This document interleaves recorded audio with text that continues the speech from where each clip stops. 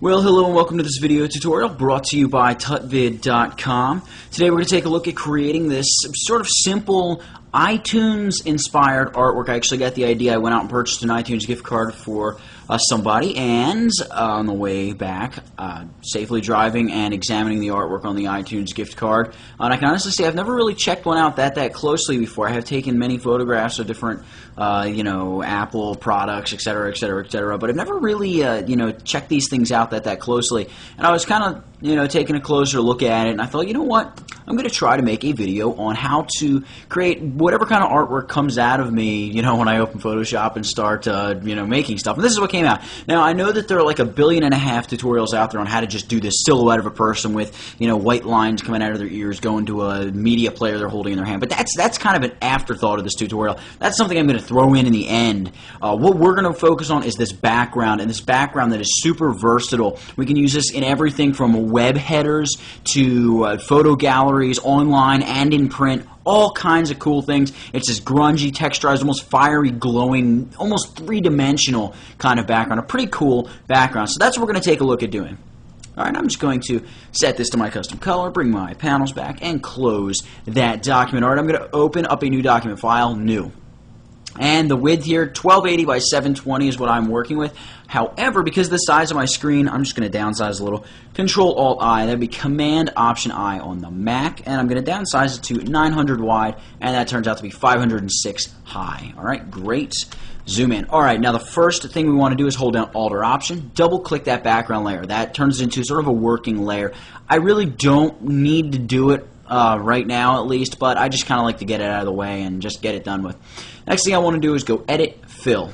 And we just want to fill this with 50% gray. So the contents here, I'm going to say, hey, go ahead and use 50% gray. Okay, wonderful. Now I want to duplicate this layer twice. So that's Command or Control J, Command or Control J. Voila, we have 3 layers. The next step is going to be make sure we're selecting this topmost layer. Set the blend mode to overlay. You should see no change. Great. Select the middle layer. Change the blend mode to overlay. Again, no change. Alright, wonderful. With this middle layer selected, I'm going to go and grab the dodge tool. I'm going to set the brush size to somewhere around 225. Alright, it doesn't have to be 225 exact here. I have it on 236. Hardness, that you want to be as low as possible, which is 0. Alright, the range is going to be set to midtones, and the exposure somewhere around 20. I have it set to 18, but again, you got some flexibility there, just somewhere around 20. And basically what we want to do, and by the way, it helps to have a tablet for this, but if you don't worry, you can still use the mouse. We want to sort of paint this swath of lightness that goes right through the middle of our document here. But we want to keep from making it too bright. Making it too bright is going to mess things up, kind of suppress some of the color that we're going to infuse into this illustration later on. So just enough to sort of shade it nice and light. Alright, we're going to select the layer up top, and we're going to switch over to our burn tool, which I'm actually going to set to about 300. Alright, again, roughly 300. And reduce the exposure to somewhere around 10.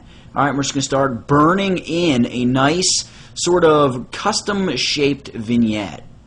Alright, and by custom-shaped, I just mean something that kind of contours with everything else we're doing here. Alright, you don't want to go too crazy with the vignette. We don't want to make it too dark. Again, we're just looking to shade this thing in and kind of add, make it, just define the dark from the light. Alright, great. Now that we've done that, we're ready to add some texture. And when it comes to adding the texture, this is really one of the secrets, if you will, to creating, grungy and, artistic illustrations in Photoshop, and that is take a look at stock photography. Take a look at some of the other things outside of Photoshop. You don't have to hand paint everything you create in Photoshop. You're really limiting yourself by doing that. So I'm going to hit Control-Alt-O. That would be Command-Option-O on the Mac. It's going to pop open the bridge. And right here I've got this concrete stock photo. This photo is from the Stock Exchange. I'm going to have the link for this photo over in the description to this video, as well as a few other files we use over the course of this tutorial. What I'm going to do is I'm going to double-click this particular file. It's going to open it up right in Photoshop. Give it a second. And I'm just going to hit Command or Control A to select all, Command or Control C to copy it, and then Command or Control W to just close it. We don't need it anymore. Command or Control V, paste that guy right in. Alright, I'm going to zoom out a little bit. That's just Control minus. Then I'm going to hit Control T, which is going to bring up free transform options. I'm going to shift this guy over a little bit. Wonderful. Holding down Shift and Alt, that would be Shift and Option for the Mac. Grab one of the corner points and just pull back toward the center. There we go, lovely. And then I'm going to hold down Alt and pull from the top, like so. I'm going to hold Alt and pull from the sides. Just kind of get this nice and sort of shaped to the way, you know, my file here is shaped. And I'm going to hit Enter to commit those changes. Great. Zoom back in on it. And now the first thing we want to do is desaturate this texture because we don't want this color to affect the rest of our illustration. Quick hotkey for desaturating, Control-Shift-U. On the Mac, that would be Command-Shift-U. Voila, desaturated. We're going to grab this layer and set it to a blend mode of Overlay. There we have it. Great. Now that we've done that, we're ready to take the next step. So the next thing we want to do is go ahead and sort of grunge it up a little bit, create sort of a grungy vignetting effect, which is just that darkening around the edges. All right, the first thing we absolutely want to make sure we do is create a new layer. The second thing you want to do is make sure you have the brush tool selected. You may have the burn or dodge tool selected. Make sure you got the brush tool selected. Open up the brushes panel by going Window, Brushes panel, great. Now here is where you want to go ahead, and in the description of this video there's going to be a link for a great free site, or a site that provides lots of free Photoshop brushes. It's called brusheasy.com. Really great material there. I'm going to have linked a nice set of grunge brushes that you can download and use. And here's how you load them. Basically, you're going to download them, save them to anywhere on your hard drive, come into the brushes panel, select that little flyout menu, and go down to Load Brushes. Find where you have the brushes on your hard drive. Right here are the brushes I want. And voila, here are my nice grunge brushes. Now, your grunge brushes will be different than these. I'm just going to give you a heads up. The reason I have these is because the reason you probably won't have these, I should say, is because I can't even remember where I got these from. I do know they were free, just can't remember where I got them from. So let's take a look at what we want to do here. We're just going to grab this first brush, and we're going to close that, and we're going to immediately downsize this brush. I want it to be more like 400, something like that. Great. And I want to make sure my foreground color is black, so I'm going to hit D. D, reset your colors. I'm going to zoom out a little. Now here I'm not using my tablet. I'm just using the mouse. I'm just going to add a little bit of grunge around these edges. Just sort of start. We're looking to introduce some grunge to this what almost looks like metallic concrete. All right, we're going to grab another brush right here. Again, downsize to around 400, and add some of that grunge. All right, looking good, looking good. I'm going to open up the brushes panel again. And I'm going to grab this guy right here. Again, it's important to downsize. There we go. Loving it. And what I'm trying to do here as I'm painting this vignette in almost one piece at a time is I'm trying to favor more heavily the left-hand side. I want to add more grunge to that side, if you will. So that's something I want to, keep track of, kind of keep a close eye on. I want to kind of start moving out a little more. That looks too much like the brush stroke I applied before it. Open up that brushes panel again, and downsizing that brush. That's a little too boxy for my taste. Throw a little in there. Let's grab another brush. Let's try this guy out here. That's going to look pretty good. There we go. Throw a little more. That's a little too much up in that top corner. And let's pop a little in right there. Great. Let's take this brush right here. And again, it's just a matter of playing around with these brushes. Find something that you think looks cool. Alright, great. So that's probably enough. I think that looks pretty much like I want it to look. Alright, we're going to get off the brush tool there. And, you can go in at this point. You can desaturate, or reduce the opacity. But before I do that, what I want to do, just to kind of ensure that this kind of fades together and I've got nothing over the center, I just want to apply a layer mask real quick. Grab my brush tool again and just take a big, soft-edged brush. That's hardness set to 0. Bring the size up to like 300. And just paint a swath through the middle. Alright, there's not really anything out there. Alright, great. So you can see we just have a nice mask, ensuring that there's not really much in the center. That's kind of an area that we can, reserve for content if we like or whatever.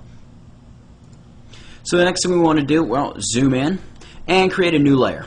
Now in this new layer, we want to go Edit, Fill, and fill this with 50% gray. Wonderful. Now that we've done that, we're going to go Filter, Noise, Add Noise. And we just want to add 50%, make sure monochromatic's checked on, and Gaussian is the distribution. Hit OK. Now that we've done that, hit Command or Control L. That's going to bring up the Levels dialog. And basically, you just want to shift the black over a little bit, and then you really want to pull the white way over. All right, just so you have what looks like a fine speckling of black dots. Hit OK. and then set this layers blend mode to multiply. It's going to drop out all of that white and give us a nice grainy look over the whole thing. We want to select that layer, hit Command or Control J to duplicate it, and then hit Command or Control T to free transform it. Now we're not going to touch the handles. All we're going to do is look up here into this kind of control bar for the free transform tool, and we're going to set width and height to 250%. That's going to make this much larger than it just was. Commit those changes. You're going to see now these larger blurry speckles, and I just want to reduce the opacity of this to something like 35. All right, wonderful. Now that we've done that, it's time to go ahead and add some color. We're going to colorize this, and this is really where, you can do whatever you want. You can color it orange like me. You can make it green, blue, or, pink. Doesn't matter to me. What we're going to do is go Layer, New Adjustment Layer, Hue, Saturation. And we're going to hit OK. Now, if you're using CS4, the Adjustments panel should be open. If you are using anything older than CS4, you should have a Hue Saturation dialog box that you're looking at right now with these same three Hue, Saturation, and Lightness sliders in it. However, we're going to ignore those three sliders and choose Colorize. Okay, you can see what that's done. It's giving this sort of the light reddish, pinkish tint. We're going to punch saturation through the roof. So we're going to grab the saturation slider, bring it all the way up to like 80. And then I'm going to shift the hue over till this turns orange. Great. There we go. We have made our hue saturation adjustment, and you can see there's our hue saturation adjustment layer. All right, so one other thing I do want to do is just select this, grungy vignette layer and just reduce the opacity to something like 75. That's going to kind of allow that orange color to bubble up through and, just allow us to kind of see it. So now the whole thing sort of looks orange. Great. Now that we've done that, select the hue saturation adjustment layer, hit Control-Alt-O. If you're on the Mac, that'll be Command-Option-O. Up pops. You got it, the bridge. We're ready to bring our model in. That's this young lady right here. We're going to double-click that file. It's going to open her right up. Command or Control-A to select, and Command or Control-C to copy. By the way, I made this selection using a channel-based selection, so I'm not going to get into that right now, though. Command or Control-W just to close that file, and Command or Control-V pastes her right into here. All right, I kind of like her as she is. Might want to make her a little bit smaller, but you know what, actually, we're going to leave her as is. I'm just going to select her and drag her up a little bit and leave her just like that. All right, we're going to create a new layer right on top of her. And we're going to fill this layer by going Edit Fill, and we're going to choose Black. Hit OK. Voila, we have a solid black layer. We're going to hold down the Alt or Option key, and right here, when the finger gets between her and the black layer on top of her, you can see that the finger turns into this sort of clip icon is what it is. And you're going to click that, and it's going to clip the black to her. So now she is solid black.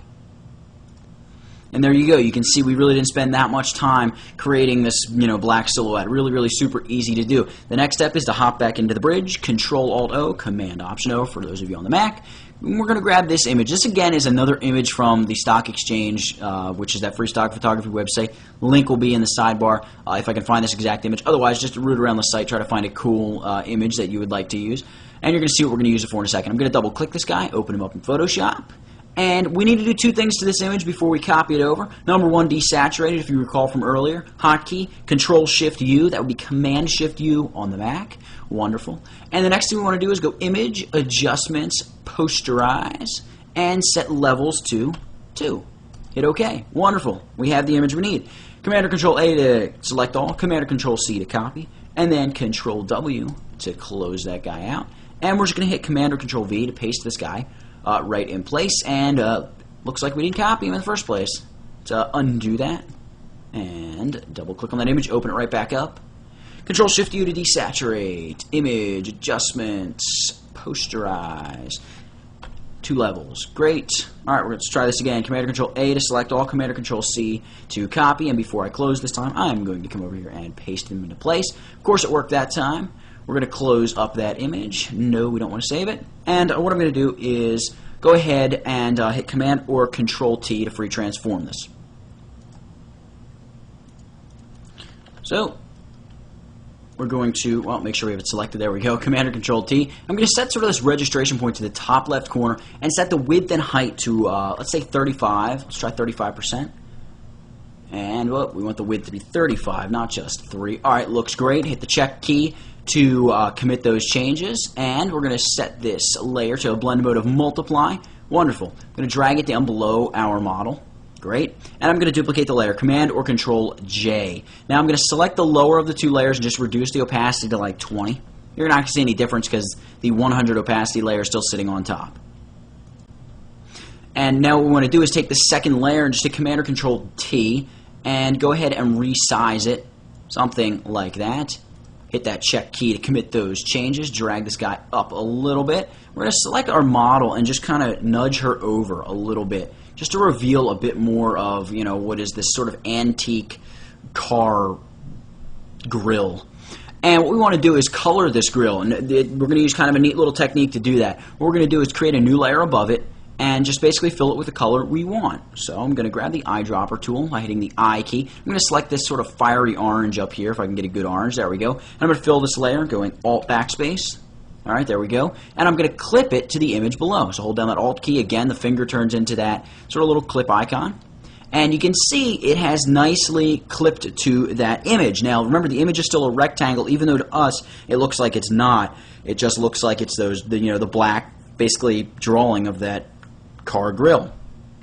Well, that's what we see, so we want the color to only appear over the black and just basically drop out everywhere else. So we're going to set this color to screen. And you can see, voila, there we go. It has successfully dropped out everywhere else, and we have this nice colored hood of hood/grill of a car. Great. So the next step is to, number one, create a new layer for our sort of little earbuds and media player. Grab the pen tool. Make sure our foreground color is set to white. We're not actually drawing anything. You can see the pen is set to draw paths. All right, we're going to start here where theoretically her one ear would be. Pull down and away from there. Great. I want this sort of cord to wrap up and be sitting here on her hand, where we're going to draw sort of a simple media player. I'm going to grab my direct selection tool, select that sort of pen point, that path anchor point. I'm just going to drag it up to her hand.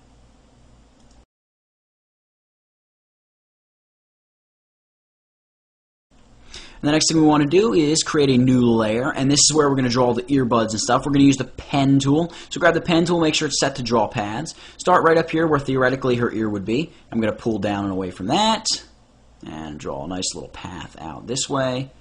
Great. And then right up here to where the media player would be sitting on her hand. Wonderful. What I want to do now is hop over to the paths panel, just double click the path, and that's going to essentially save the path. We're going to just leave it as path 1. There we go. Now, with that path still selected, go to the other ear, or where the other ear would be, I should say. Click and drag away from that, and we're going to join these earbuds up somewhere right around here. There we go. All right, now that we've done that, when I select this, you can see it looks like it's one path, even though it's really 2. And what we want to do is grab our brush tool and make sure that it's set to 2-pixel hard edge with an opacity and flow of 100%, which it is. Great. And we can choose any tool we want now, but we want our foreground color to be white. We're going to make sure we have this path selected, and then choose the second icon from the left in the bottom of the paths panel. That's going to stroke that path with white. You see when I deselect, I've got a nice white stroke. I want to do that maybe one more time. All right, so we got a nice white stroke there. And all that's left to do is, fade it off here at the ends where it would be, going back into her hair and disappearing. So we're going to select this layer, apply an opacity mask to it, grab that brush tool, and grab maybe one of these larger soft-edged brushes, and paint with black. Yes, our foreground color is in fact black, and just fade it off right there to where it would be. And then we can just fade this off right into her hand where she would be, holding some tiny media player. Or we could even go in, if we wanted to take the time, and just draw a little white blob of something or other, which is supposed to be, a media player. After that, all that's left to do is, place some text. So I'm going to hit T, which is going to bring up the text tool. I'm using Myriad Pro. I'm actually going to use regular, and we're going to set the foreground color to white. And I'm going to type the word TutVid. Control-Enter to commit those typing changes. Grab the Move tool, and we're going to move the text right down to here. And there you have it. We have successfully created a nice and simple iTunes card-inspired piece of artwork. Now, real quick before I let you go, I'm just going to run over one quick sort of tip that is going to allow you to boost the contrast really easily by just adding 2 more layers. So let's take a look at how we can do that. Alright, so to add a little more pop and contrast to this image, I'm going to select the Hue Saturation Adjustment layer, add a new layer, and go Edit, Fill. And we're going to fill this with 50% gray. Hit OK. And now that we've done that, we're going to go blend mode, set it to overlay. Sound familiar yet? Feel familiar? Probably. Alright, after that we're going to grab the burn tool. I'm actually going to decrease the size of the burn tool, something like 170. Alright, and the range here, midtones. And what we're going to do is we're just going to begin painting on this. However, before we do that, we just want to duplicate this layer so we don't have to refill it with 50% gray and reset it to overlay and all of that. Command or Control J makes quick work of that. Select the lower layer and just begin burning in wherever you feel is necessary or wherever you would like to enhance the color. You can see that wherever I burn in is almost increasing the contrast, and we haven't even began to lighten anything up yet. So let's come up here. I'm just kind of trying to work slowly here and just get this nice and burned in exactly how I want it. Really make it nice and toasted around those edges. Really want more color and darkness up in that top left corner. Alright, that looks good. I'm going to select the layer above and grab my dodge tool. And with the dodge tool, we just want to hop in here to the center and just begin, increasing, bringing up the brightness values, which, next to this sort of dark vignette is going to really increase some contrast. Alright, great. Now that we've done that, we can go ahead and really just kind of top the whole thing off by going Layer, New Adjustment Layer, Curves, and hit OK.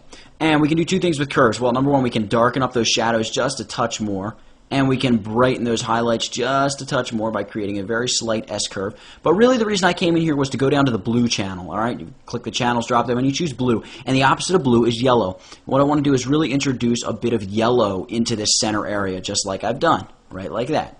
Okay, so just like that, we have topped off this nice sort of dark and grungy illustration, and I'm just showing you some techniques. This might not have come out as good as I expected. I like the way it came out. I'm not saying that, but it could have come out better. It could have come out worse, and it certainly is different every time you do it due to the fact that you're mixing textures, you're mixing brushes, you're doing all kinds of things. And the real key to creating these cool, grungy, just all kinds of different illustrations is don't restrict yourself to drawing everything yourself in Photoshop. Use the stuff that's available to you. Go out there and use brushes. Go out there and use textures and patterns and all kinds of things. Don't go crazy with them, but use them and let them influence your work and kind of let your artwork really shine, and let that stuff just kind of help it and be a little boost to it. So that's it for this one. We've created this sort of, I want to call it simple artwork. I know it doesn't look super simple, but it is pretty simple.